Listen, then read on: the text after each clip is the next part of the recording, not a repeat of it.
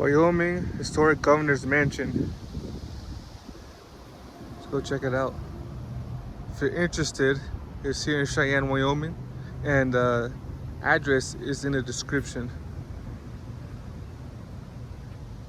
And if you're local, it's right here off of House Avenue and 21st Street. The exact address and times are in the description. We're trying to go here for about a month and just finally able to get a day off to come here and visit.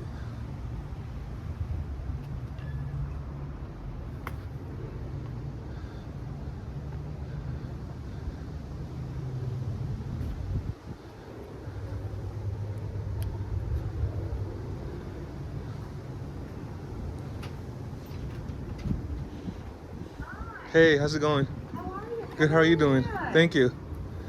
Oh my goodness, I'll have you sign that little guest book and then I'll meet you in that little room. Oh, thank you. How you doing today? Oh, you got the camera going and everything. Everything is going. Bless your heart. What's today's date? Is it the 24th? 24th, yep. So, where are you visiting from? I'm a local. You're a local. Have you ever been here before? No, I have not. Get out. Well, today is your lucky day. I'm in the military, and so I've been trying to come here, but I finally found out you guys' schedule is Wednesday through Saturday, yeah. Except for Frontier Days, and we're open through Sunday. Okay. Okay, so I'm going to start you off in this little room right here. Alrighty, so I love to start everybody off in this wonderful room right here because this is our wall of fame. These are all the wonderful governors that made Wyoming such a wonderful state to live, even before we were a state, because we were a territory first. So our very first governor was Governor Campbell. He gave women the right to vote and to own property, that is, as a territory. But it took a lot of these governors before they even became governor that they were fighting for women's rights, like Governor Joseph Carey, who traveled all over America preaching women's rights. Governor Brooks was a big supporter, Governor Kendrick, Governor Warren for sure, Governor Ho, and also Governor Carey's son, Governor Robert Carey, who was the first governor born right here in the state of Wyoming. So in 1890, we became a state of the Union and the first state in the United States of America, if you will, that gave women the right to vote and to own property. Now, you notice, are you with the Air Force? Yeah, so, I was just about to ask, you know what I was about to ask. Francis E. Warren. He was a territorial governor first, and then he became the very first governor of the official state of Wyoming. He was a rock star, you know. I mean, you know that he got hurt really badly in the Civil War. He had really bad injuries to his skull, and they thought he was dead, and they just kind of plopped him into a pit, and a doctor said, oh, he's not dead, get him out of there. So thank you, Jesus, for watching over him. So these territorial governors were appointed by the president back then. You know, I want you to be governor of this territory. And they lived in places they lived in like Massachusetts, New York, the Carolinas, Ohio, Illinois, I mean, all over the place, Delaware. And so they had to uproot their families, move them here, find a place to live, and they had to do it with their own money, and they were going broke. So in 1904, the state of Wyoming built this gorgeous house, and by 1905, the very first family to live here was Governor Brian B. Brooks and his lovely wife, Mary. They have 4 daughters and a son, and if you go all the way up to the very top, that's Governor Ed Hirschler. He and his lovely wife, Casey, and their family, they were the last ones to live in this house because they moved out in 1976 because they came out with a newer residence that's over by the golf course that you can barely see, and it's all private and gated and all that. So since we were talking about women's rights, it's only fitting that we have a woman I missed that. Yeah, so that's Governor Nellie Taylor Ross, the very first female governor of the United States of America, and the only one in Wyoming so far. You never know what's going to happen with that. But the way that happened was the gentleman on the end, her husband, Governor William Ross, was in office for 1.5 years, and then he got an appendicitis and he died. So the governor in the middle, Governor Lucas, he was serving as Secretary of State at the time, and he said, well, I'll be the in-between governor until we can figure out what we're going to do. And so they were trying to talk Nellie into running for governor, and she said, yeah, but I'm just a kindergarten teacher. Nobody's going to vote for me. Well, they did, of course. And so She was able to serve out the rest of her husband's term, which was roughly 2 years. And then Franklin Delano Roosevelt appointed Nellie to be the director over the U.S. Mint, the very first woman in history to do that. So that girl's got it going on. Now, I'm sure you know that our current governor is Governor Mark Gordon. He is a rock star, to be sure. He and his wonderful wife, Jenny. And before them, another rock star, Governor Matt Mead, served us until 2019. So he didn't live in this house, but his precious grandfather, Governor Hanson, did. So that meant little Matt Mead got to play around this house when he was a little boy. Well, he had some ornery brothers and cousins that dared him to go down the laundry chute. So when you go up to the second floor, you're going to see a small little room that has brooms and mops and a half moon-shaped off-white metal thing. That's the laundry chute. Look down it because it goes whoom all the way down. And the joke is, it's a good thing they didn't do laundry that day, otherwise he wouldn't have lived to be governor. So this house is a house of decades. So this room reflects 1905, the very first governor's office and library. Across the way is the drawing room, and it's in the stylings of the late 1930s. The kitchen is also in the stylings of the late 30s, early 40s. On the second floor, you're going to see a room that has 2 beds in it, and it's in the stylings of the 1940s, and that was their guest room. So people like Richard Milhouse Nixon lived, stayed here. Also, Roosevelt and even Theodore Roosevelt. We've been getting some of our pictures from Cheyenne Frontier Days house. So there's Governor Brooks, the first governor that lived here, and that's Teddy Roosevelt, and they are in the Cheyenne Frontier Days parade way back then. Yeah, it's pretty cool. So, hang on just a second.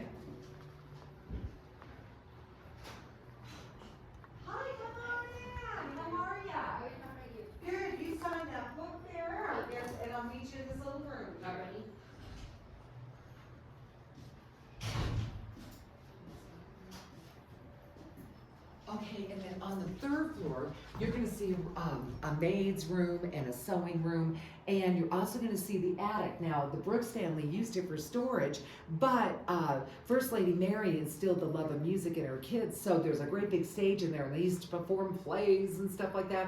And then in the 1960s, Governor Hathaway and his wonderful wife, Bobby, who was very instrumental in preserving this house and turning it into a museum once everybody moved, but while they were here, they had 2 teenage daughters. They wanted their room up on the 3rd floor so they could talk to their boyfriends late at night. Yeah, and so it's in the style of the 1960s. They even have a Beatles poster on their door, and their bathroom is Pepto-Bismol pink.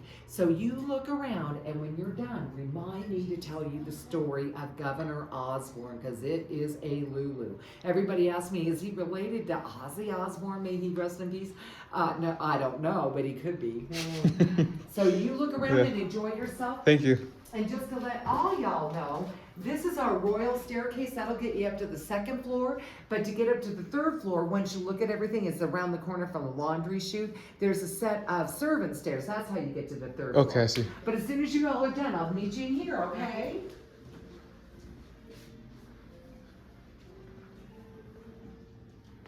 Well, and where are you guys visiting from? Oh, well, you just missed some other people from Colorado because they just left. So, this is our royal thing. These are all the governors that we wanted to see. Before we were a state, because we were a territory first. So our very first governor was Governor Canada. He gave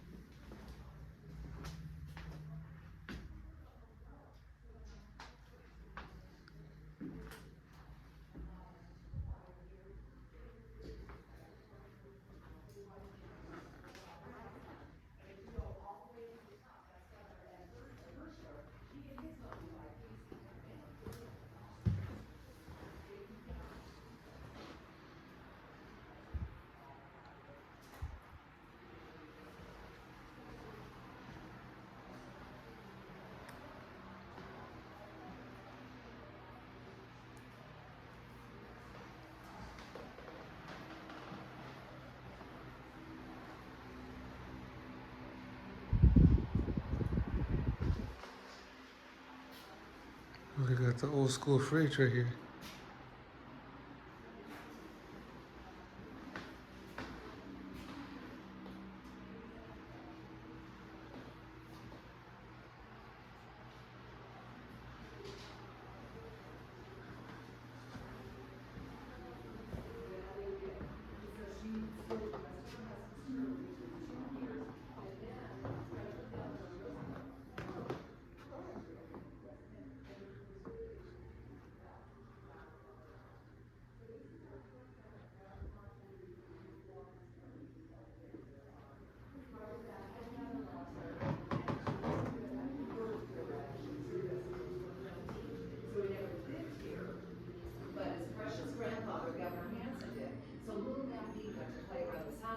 Hey, quick question. This one takes you to the second floor and I have to come back down here and take this one to the third floor?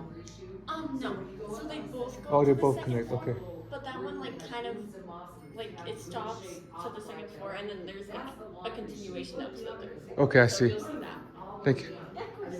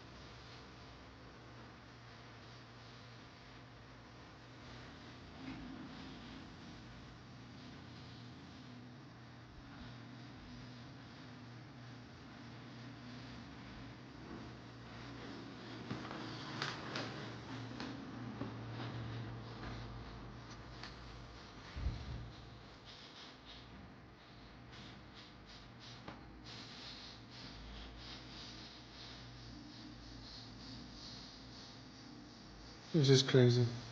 How big this is?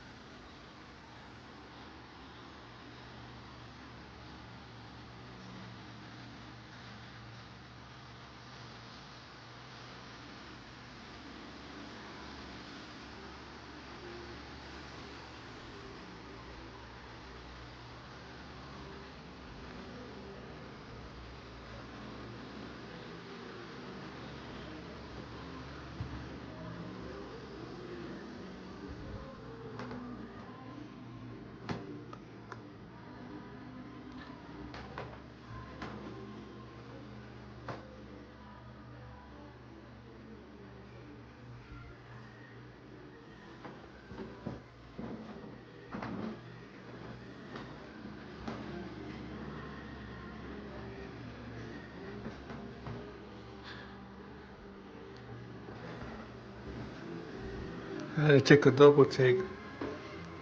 I didn't see a washer and dryer. Forgot that it's a little chute that they use. They all throw the clothes in there and it goes all the way down to do laundry in the basement.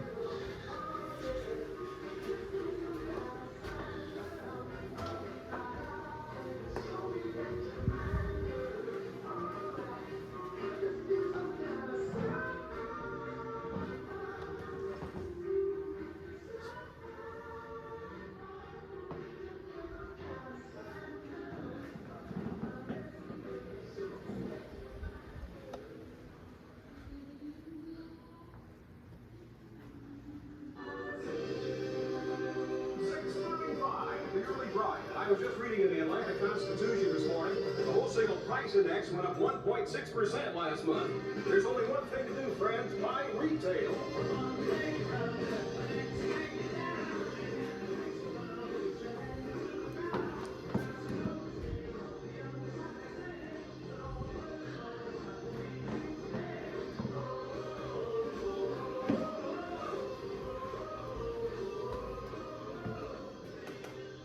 This is the attic.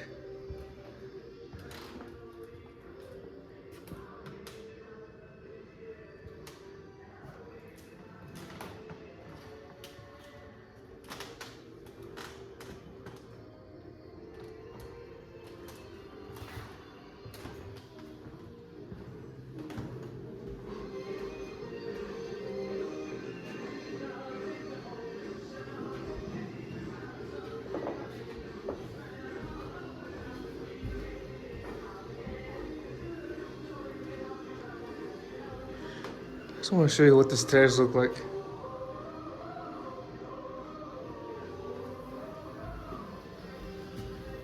It's a nightmare trying to move anything up there. Look at that.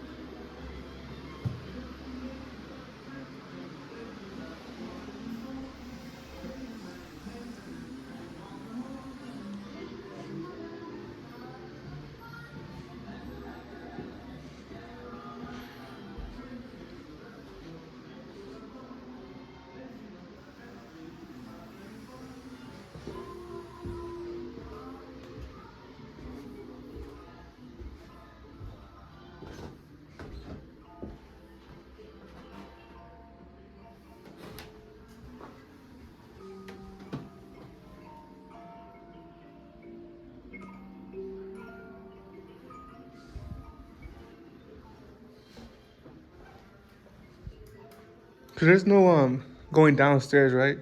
No, it's closed off right now because they're working on the boiler. Okay, I see. Unfortunately, I'm so Yeah, sorry. I'll come back and visit that. Yeah. I want to see what the washers are like, how they wash the for clothes, what they sure. look Oh my like. gosh! And we also have it's technically called a bomb shelter. They never used it for that, but during the Cold War, you know, the government they were encouraging people set up an emergency room just in case.